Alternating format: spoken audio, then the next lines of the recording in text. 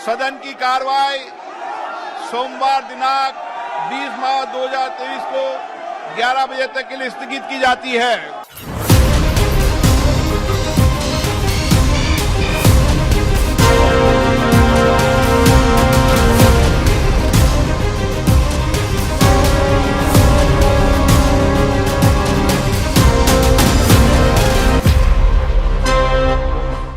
दुनिया का सबसे बड़ा घोटाला है, कॉरपोरेट जगत का सबसे बड़ा घोटाला है ये मोदी अडानी घोटाला है। लाखों करोड़ की भारत माता की संपत्तियां लूटी गई हैं, बैंकों में लूट की गई है, बहुत बड़ा फ्रॉड किया गया अडानी के द्वारा।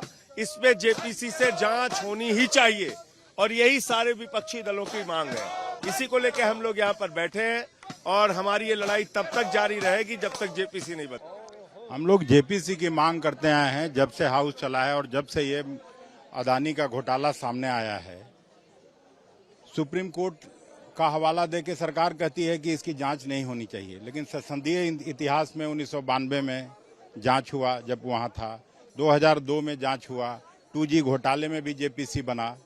तो ये सब को देखते हुए हम लोग चाहते हैं कि अडानी ने जो घोटाला किया उसकी जांच हो। सरकार चाहती नहीं है कि इस इशू पर बहस हो। पहली बार संसदीय इतिहास में हम लोगों ने देखा कि ट्रेजरी बेंच के लोग हाउस नहीं चलने देना चाहते हैं। तो चोर के दाढ़ी में तिनका और क्या है।